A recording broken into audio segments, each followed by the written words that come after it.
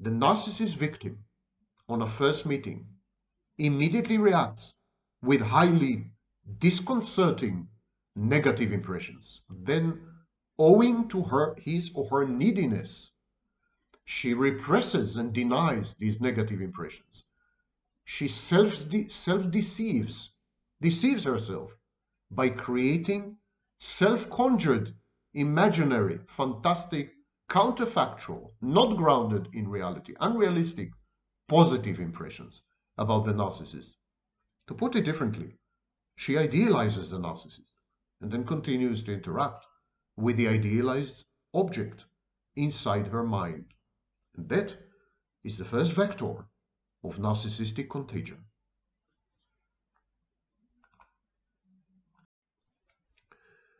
Victims of narcissistic abuse claim to have been deceived by the narcissist's thespian skills, the narcissist's ability to act convincingly, persuasively, repeatedly. On the first date, the first month into a relationship, the first 3 months of a friendship, the first year of a joint venture in business. The narcissist puts on a mask.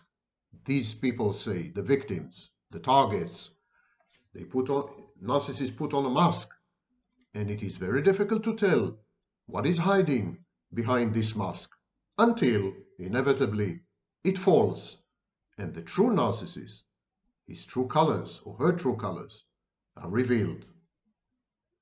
This is the topic of today's video. Are these claims grounded in reality? Is it true that you cannot tell if someone is a narcissist on a first date or a first meeting or a first encounter?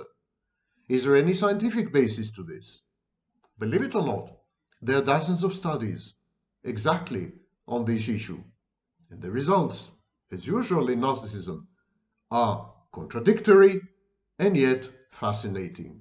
I'm going to offer you a way to reconcile the various findings which seem to be, on the surface, mutually exclusive.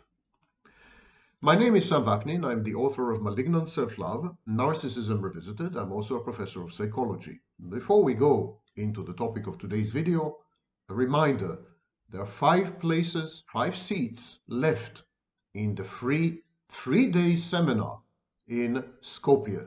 The seminar is in person only. If you live in Serbia, Bulgaria, Greece, the Balkans in general, Slovenia, if you live nearby, this is your opportunity.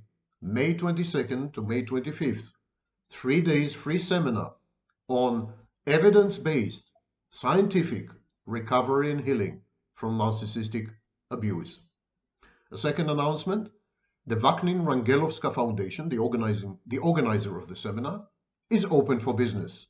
We are accepting applications for grants.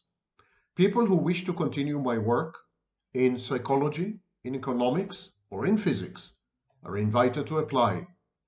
The link to the foundation's website is in the description, vrfoundation.net.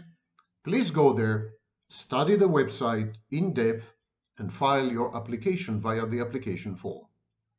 You're welcome. Now, you've all heard by now of the uncanny valley reaction. It was first described by a, of course, Japanese roboticist, Masahiro Mori, in 1970. He suggested that as robots become more and more like human beings, more and more humanoid, people are going to become less and less, they're going to feel less and less comfortable in their presence. There's going to be an uncanny valley reaction, a feeling of uncanniness. The more the robot mimics humans outwardly, by way of appearance, and behaviorally, the more people are going to feel somehow ambiently threatened. Somehow there is a discomfiture which cannot be traced back to any specific reason. And this is the uncanny valley reaction. Now, numerous people have reported of having an uncanny valley reaction when they come across a narcissist or a psychopath for the first time. It's as if the narcissists and psychopaths are kind of humanoid robots, not fully there, not put well together. Something is off key, something is awry.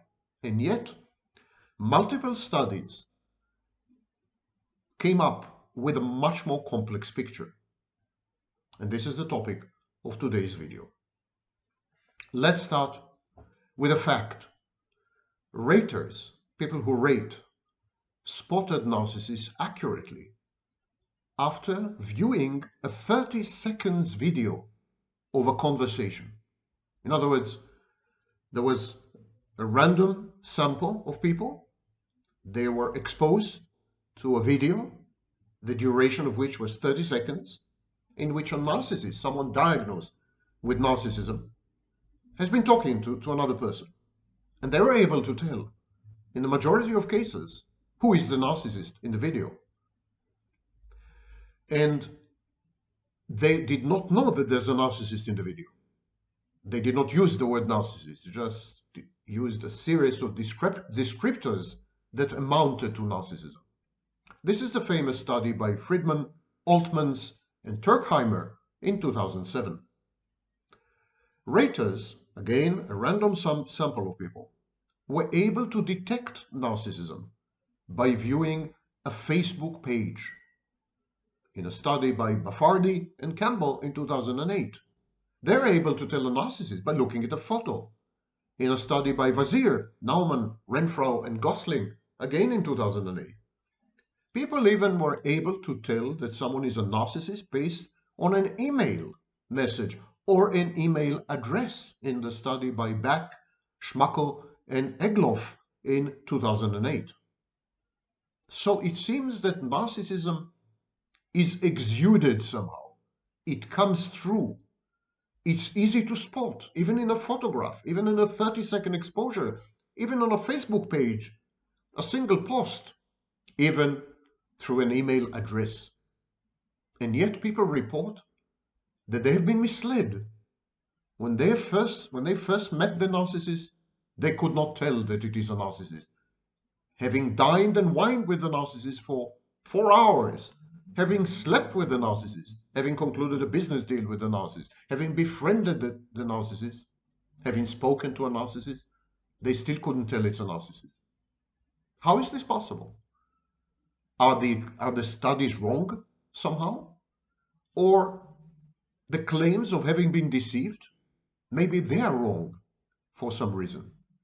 And indeed, I'll try to go deeper and explain how the deception is actually self-deception.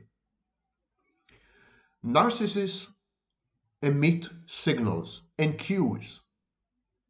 They solicit and harvest a sense of power, omnipotence, and admiration. This was described by Vazir in 2008, narcissistic cues. The cues could be self-enhancing. Look how great I am, look what a genius I am, etc. They could be sexual. They could be flashy messages. And self-enhancing signaling is all-pervasive. Even email handles contain some kind of self-enhancing grandiose signal, according to a study by Back in 2008. There are many sexual references and revealing photos on social media that can be traced back unequivocally to somatic narcissists. Study by Baffardi and Campbell, 2008. They're expensive. Photos of expensive, flashy clothing and hairstyles. And they're also indicative of underlying narcissism, according to Vazir, 2007. Again, groups of random people, randomly selected people, coders, watched a debate between a narcissist and his date on a first date. And majority of them formed a negative opinion. They said that the narcissist, whom they did not know, was a narcissist. The coders, the raters, the random people who were watching the video did not know who is the narcissist in the video and did not even know that there is a narcissist in the video. And yet they described one of the interlocutors, one of the debaters, as irascible, irritable, hostile, bragging, and has no interest in what the other interlocutor, the other participant in the conversation, had to say. This is a study by Colvin, Block, and Funder in 1995, quite early on. In other words, people who watched a video of a debate between two people were able to form an opinion regarding one of them, an opinion which today we would call narcissism. Again, it seems that very short exposure, a few seconds of video, a photo, a hairstyle, clothing, very short exposure leads to the unambiguous and unequivocal formation of a judgment regarding that person as a narcissist. Narcissism, in other words, is easily spottable, unusually easily spottable, actually, because it is the narcissist who actively signals, actively emits cues, actively tries to manipulate. It is the narcissist who imposes on everyone around him the realization that something's wrong, that this person, whoever he may be, is inordinately haughty, arrogant, imposing, demanding, and self-enhancing. Observers exposed to photos, email addresses, social media pages, in multiple studies formed accurate opinions regarding the narcissist, and their opinions tallied well, were highly correlated with the outcomes of psychological tests. In other words, when random observers formed an opinion that someone is a narcissist based on photos, social media posts, emails, they were right most of the time. It was indeed a narcissist. When observers are given a chance to observe the narcissist in settings of non-conflictive group action, they initially perceive the narcissist as physically attractive, likable, effective, extroverted, and open to experience. Studies by Beck, Egloff, Schmackel, Friedman, Altmans, Gleason, Turkheimer, Holtzman, Strub, and Fiedler, and many others. So it seems that the context matters dramatically. When people are exposed to the narcissist in neutral settings, such as social media or a photograph, they form negative opinions. They are immediately able to spot the narcissist. When people are exposed to the narcissist in high conflict settings, such as a debate, they are immediately able to spot the narcissist. However, when people are exposed to narcissists in non-conflictive or non-conflictual settings, such as a date, such as budding friendship, they're not able to tell that this is a narcissist, or at the very least, they form positive opinions about the narcissist. So it seems that the context matters, and it is the conflict element that allows us to tell narcissists apart, that allows us to, it is a conflict ambience or the atmosphere of conflict or the actual conflict that immediately rings alarm bells, and we're able to tell this guy or this girl they're narcissists. Only later, with added exposure, these positive impressions dissipate. They become negative, especially in group settings. This is an early study by Polhas, 1998. People rate the narcissist as a poor performer, less agreeable, less warm, less well-adjusted, more hostile and arrogant on multiple exposures. And the same applies to self-enhancers. Studies by Kwon, John, Kenny, Bond, Robbins, and Kwang. So the picture that emerges is the following. When you're exposed to someone in a neutral setting, you're able to tell that they're narcissists. When you're exposed to someone in a setting of conflict, confrontation, high tension, you're able to tell that someone is a narcissist. When you're exposed to someone in agreeable situations, social situations, such as a date, you form positive opinions, and only on repeated exposure later on do these opinions change and become negative. How can we explain this? This is beyond bizarre. It's as if when you are exposed to the narcissist in one concept, you immediately identify him for or her for what they are. But when you're exposed to narcissists in another context, you're unable to do so. You go blind. Somehow you go blind. I will deal with this a bit later. There's an explanation, a very good explanation, as to why this happens. Even friends of self-enhancers regard them negatively, as hostile to others, condescending, overreactive to minor frustrations, manipulative and deceitful, according to Colvin, 1995. Narcissists know that other people see them as narcissistic. There are studies by Altmans, Gleason, Klonsky, Turkheimer, studies in the military, and so on and so forth, that have demonstrated this fact. A narcissist would tell you, I know that other people think I'm obnoxious or that I'm a narcissist or whatever. They just don't care. We'll come to it a bit later. Carlson, Naumann, and Vazir have written the following in 2011, and I'm quoting, research suggests that from the very beginning, the narcissist provides cues that others readily detect, and yet the narcissist still seems to make a positive first impression. After a brief face-to-face interaction, new acquaintances rated narcissists as relatively disagreeable, unreliable, dislikable, unintelligent, and unattractive. They did not see narcissists as high in well-being or surgency, social functioning. That is, once people meet a narcissist in person, they form fairly negative impressions. Narcissists seem to make negative impression in initial face-to-face meetings. I'm quoting from an article by Carlson, Naumann, and Vazir, 2011.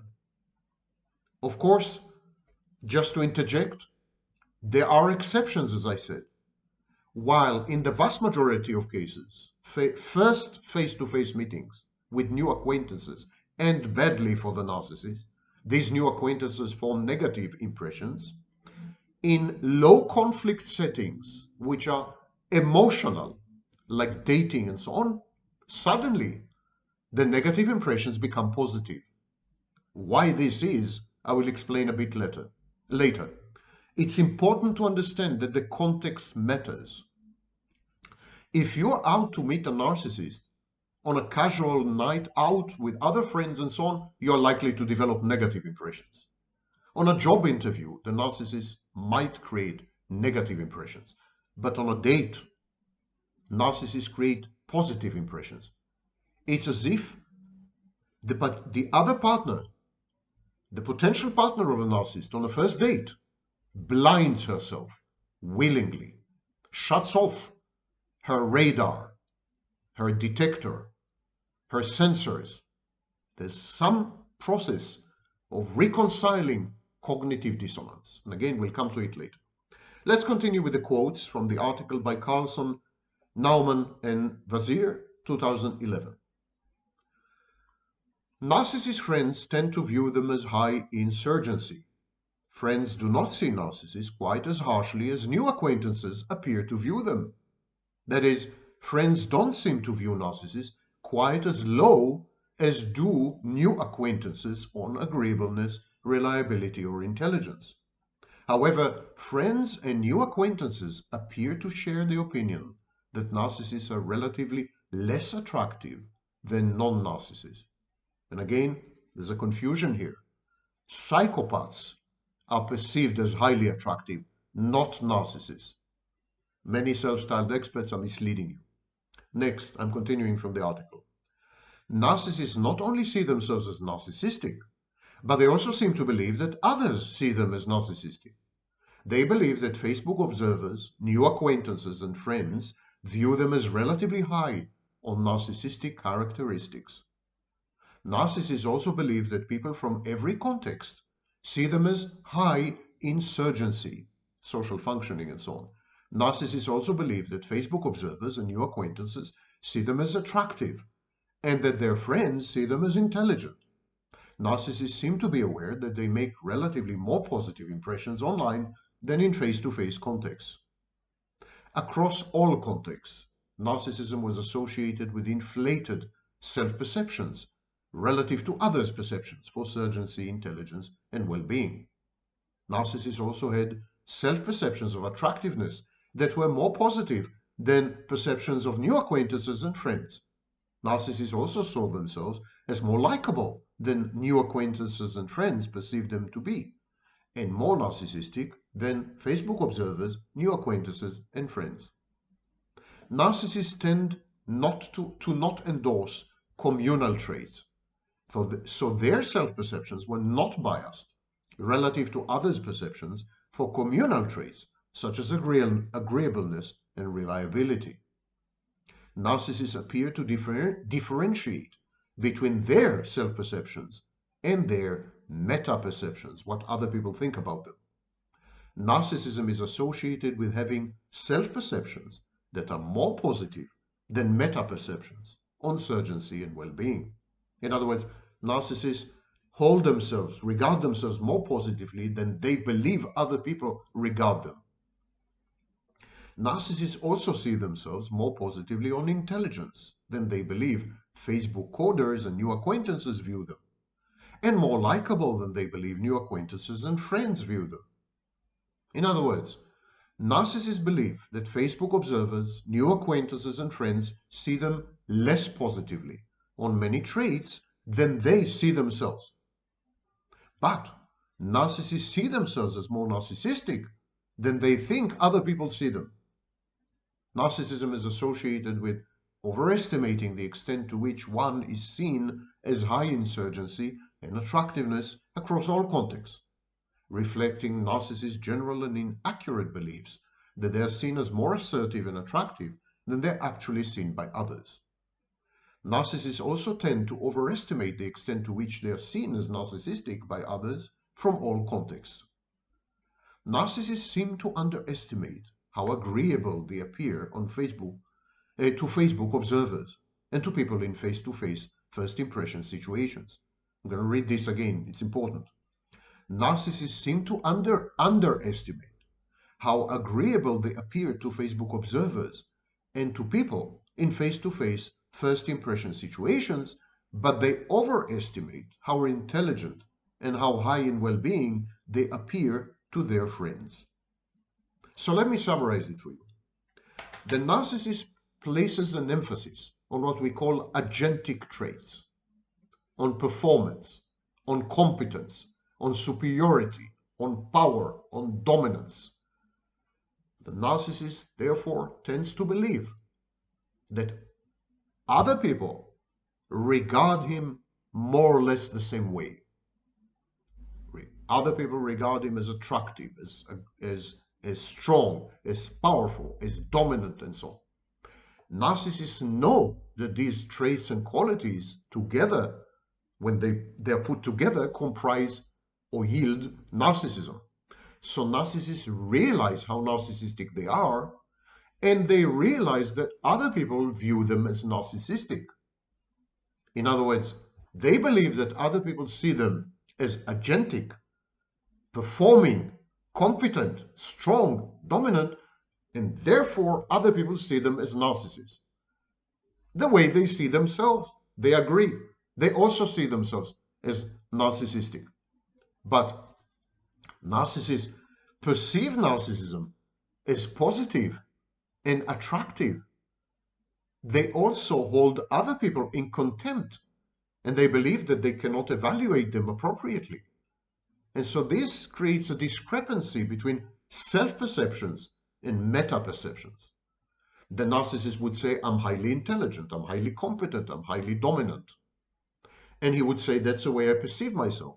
Other people also perceive me as attractive, as intelligent, as dominant, as powerful, as a leader, whatever. But their perceptions of me are unrealistic. They underestimate me. They should have overestimated me, and they underestimate me because they're too stupid to realize who I am and what I am. So here's the discrepancy. This is on the agentic side. On the communal traits, for example, agreeableness, conscientiousness, being liked and loved, on these communal traits, the narcissist couldn't care less. He does not want to be loved. He does not want to be liked. She doesn't care about other people's opinions regarding her character and conduct. So they don't care about communal traits. They care about narcissistic supply, which has to do with agentic traits. Narcissistic supply doesn't have anything to do with communal traits. So the narcissist doesn't want to be good, doesn't want to be liked, doesn't want to be loved. The narcissist wants to dominate, dictate, control, own. And so narcissists agree, actually, that they are not likable, they are not agreeable, they are not conscientious. They fully agree that they are not communal, and in this sense, they are in full accord, full conformity, and full correlation with how people see them. It's an interesting situation when it comes to agentic traits, which support and buttress the narcissist's grandiose, inflated self-concept. A narcissist would overvalue and overestimate himself or herself, and they would wrongly attribute this overvaluation to other people. They would say, other people agree with me, that I'm super intelligent, amazingly attractive, and so on. Even so, because they hold people in contempt, they would say, they agree with me, but not enough. They should have overvalued me. They think I'm intelligent, but they don't think I'm a genius. And that's wrong, because I am a genius. On the communal side, there's a perfect agreement, perfect accord between the narcissist and everyone around the narcissist. The narcissist is an obnoxious a-hole. However, narcissists are proud of being obnoxious a-holes because they place emphasis on agency, agentic traits. They don't care at all about their communal side, about how the community sees them and accepts them and evaluates them. They don't care. They are proud of being narcissists. They think it's the next stage in the evolutionary ladder. They think they are the next Superman. They're human beings 2.0. And so this is why narcissists overvalue themselves, and yet grounded in reality when they admit that they're narcissists or narcissistic and realize that other people see them this way. They're just proud of it. I mentioned that there is a confusion between psychopaths, malignant narcissists, and dark personalities and narcissists. Psychopaths, malignant narcissists, and dark personalities, dark triad, dark tetrad, are perceived by people as attractive. Narcissists are not. Narcissists are perceived as unattractive. And again, this confusion is created by multiple self-styled experts with and without academic degrees who don't know what they're talking about and are not grounded in studies and research. They don't do their homework.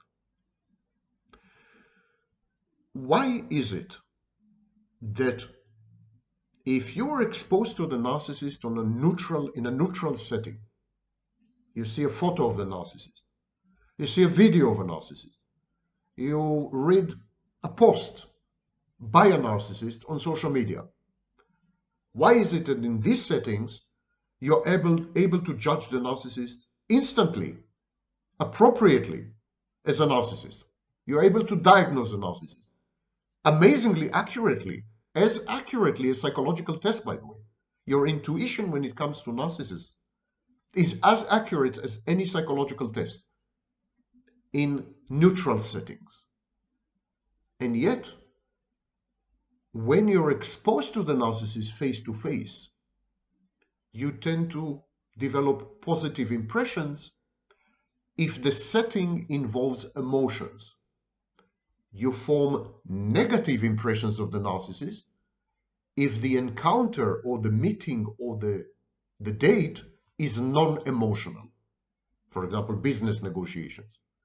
But you tend to develop positive impressions when the setting is emotional, for example, a romantic date. Why is that? The answer is cognitive dissonance. First, when you come across a narcissist on a date, let's say, or you're emotionally invested in some relationship with the narcissist as a best friend, or perhaps as a business partner whose hopes derive from the narcissist, they rely on the narcissist. Whenever emotions are involved, you would tend to develop positive impressions. Why is that? The answer is cognitive dissonance. First thing you say to yourself, when you are face to face with a narcissist, you have a negative reaction. This has been documented in dozens of studies. You have a negative reaction. When you face the narcissist, within the first few seconds, 30 seconds actually, you have a highly negative reaction, which is the uncanny valley reaction. But then suddenly, this is switched off and you begin to develop positive impressions. Why? Number one, you believe that it is inappropriate to judge someone so instantaneously on so little information. It's not okay to be critical, to become critical immediately. You need to give the other person a chance. It's the right thing to do. Number two, autoplastic defenses. When you develop the uncanny valley reaction, when you feel uncomfortable, when there are negative impressions of the person facing you, on a setting with emotional undertones and overtones, okay? A setting imbued and infused with emotions or with emotional expectations. When this happens and you develop this negative uncanny valley reaction, this immediately triggers autoplastic defenses. You tend to blame yourself. You say, something is wrong with me. I've had a bad day. I'm the one to blame for this, not the narcissist. He's doing his best. I'm being too critical. I'm being a bitch or whatever. So autoplastic defenses kick in. And behind all this, there is neediness. You're lonely. You're anxious. You're depressed. You're sex starved. You need something. You want something. Companionship, warmth, acceptance, someone to listen to you, to be attentive. These are unmet needs. And suddenly you're on a date and there's someone facing you and he's laser focused on you. And he looks like a nice guy and he's well dressed and groomed and so on. And you have this nagging discomfort, something in the pit of your stomach that tells you a gut feeling that this is wrong, this is off key, this is all right, I need to be worried. You shut off this voice, you erase it, you repress it, you deny it, you ignore it. It creates cognitive dissonance. I want this guy or girl, and there's a voice telling me they're wrong for me. I need to shut off the voice.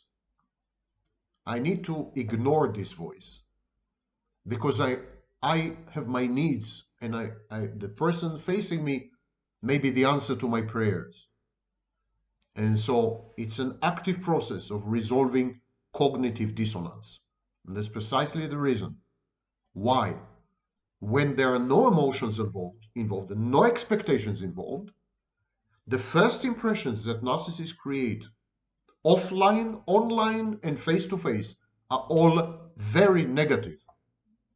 And yet, when there are expectations, especially emotional expectations, the first impressions are overwhelmingly positive because you are not actually interacting with the person facing you who happens to be a narcissist.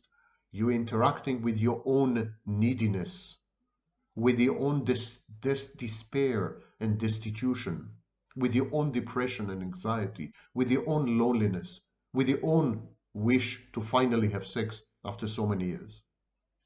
So it's about you, not about the narcissist.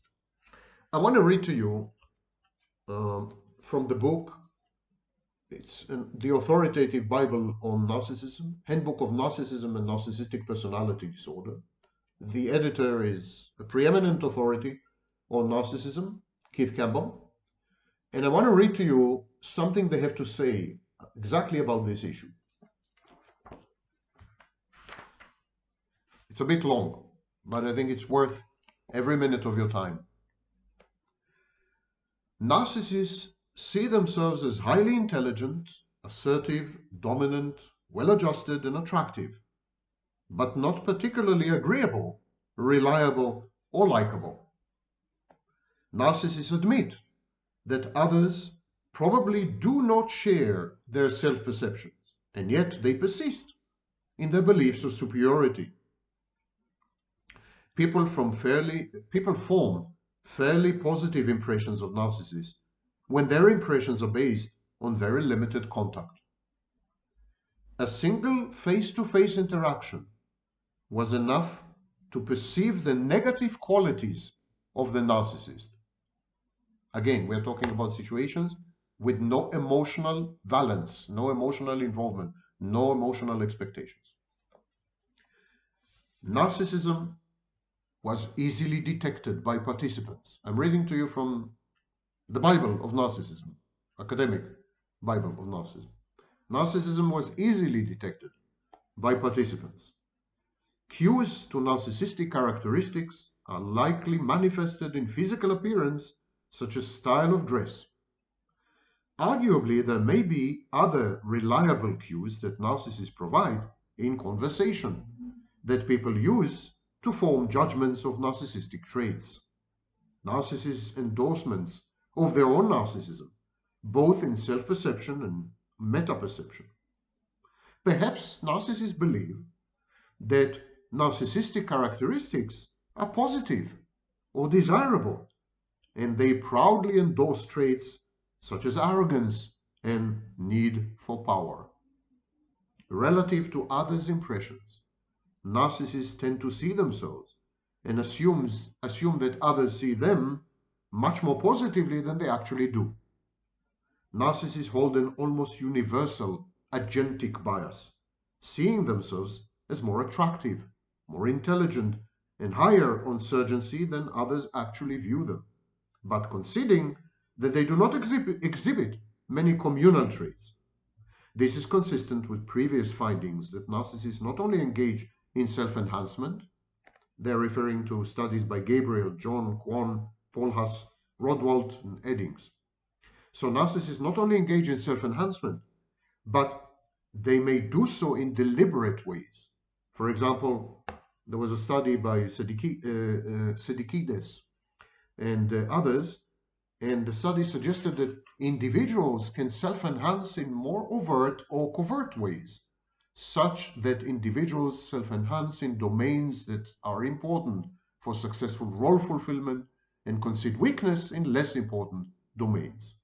Narcissist desires to be seen as having high status and power may reinforce self-enhancement in agentic domains like surgency and intelligence. Narcissists see themselves as higher on almost every positive attribute than they think others see them, suggesting that even though they tend to overestimate how others view them on many traits, they understand that others do not completely share their inflated self-views. Perhaps they maintain their positive self-views by believing that others are too incompetent or too jealous to acknowledge their superiority. Self-verification theory. It's a theory proposed by North and Swan in 2009. Self-verification theory would argue that the general discrepancy between narcissist self-perceptions and meta-perceptions across multiple contexts must result in feeling misunderstood by others in their everyday lives. Recent work suggests that narcissists do indeed experience psychological distress. Miller, Campbell, and Pilconis. So, narcissists experience psychological distress despite rating themselves as high in well-being, perhaps due to their conflicting self and meta-perceptions. To quell this sense of unease, narcissists likely seek out people who see them exactly the same way they see themselves, which might explain why they seek out and thrive in minimal acquaintance contexts, where they typically make positive first impressions. So there is further support for theories that argue that narcissists thrive in early acquaintance contexts, but do not fare as well as the acquaintanceship develops. There's one theory called Contextual Reinforcement Model, proposed by Campbell and Campbell, 2009. And the theory argues that the best contexts for narcissists are those that involve unacquainted others, early stage relationships, or short-term contexts, whereas enduring zone contexts that involve acquainted others and long-term relationships result in relatively poor outcomes for narcissists.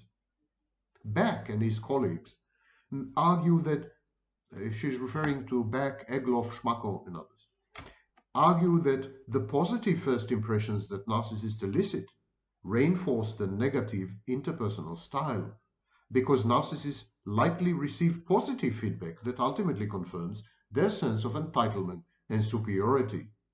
So they become more exploitative, more arrogant. But narcissists refuse to alter their behavior or their self-perceptions because they are not particularly concerned with gaining approval, according to Ruskin, or because they cannot help themselves due to their impulsivity, according to Vazir and Funder. Another potential mechanism underlying narcissists' negative interpersonal style is the potential buffer provided by not being concerned by others' views or reality. Narcissists endorse items related to well-being in studies, as well as there are many studies where narcissists endorse items concerned with their well-being. In other words, narcissists displayed ego syntony, and they claim that they feel good with themselves, and they're basically content and happy. So, they continue to describe the possible mechanism. Some have argued that the association between well-being and narcissism is driven by self-esteem. It appears that aspects of narcissism beyond self-esteem are still associated with well-being, according to Brown, Budzek, and Tamborsky. Brown and his colleagues argue that it may well be that the mechanism that supports the belief that one is omnipotent, glorious, and perfect also fosters positive illusions that blunt the impact of life's trials and tribulations. Thus, perhaps narcissists' universal, enduring beliefs of superiority observed across many contexts are maintained because of the buffer they provide from life's trials and tribulations. It's another way of saying that narcissists are embedded in fantasy, grandiose fantasy, replete with numerous cognitive distortions such as grandiosity. The article continues, narcissists tend to be overly confident in their general knowledge, Campbell, Goody, and Foster, and they are also especially confident in the accuracy of their social perceptions. That's Ames and Kamrath.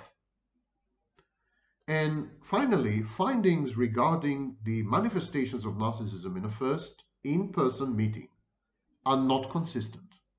Some types of meetings result in positive impressions, whereas other types of meetings result in negative impressions. And I suggested why. I suggested that it has to do with emotions or emotional expectations involved in the meetings. Perhaps, the authors continue, there are contextual factors that make some contexts more or less favorable to a narcissist or to those interacting with the narcissist. Indeed so. And I suggest that this contextual factor is emotional expectations or emotions which generate neediness, which then leads to denial and repression of the negative first impression and their replacement with self-conjured positive impressions. In other words, the narcissist victim on a first meeting immediately reacts with highly disconcerting negative impressions. Then, owing to his or her neediness, she represses and denies these negative impressions. She self-deceives herself by creating self-conjured, imaginary, fantastic, counterfactual, not grounded in reality, unrealistic, positive impressions about the narcissist. To put it differently, she idealizes the narcissist and then continues to interact with the idealized object inside her mind. And that is the first vector of narcissistic contagion.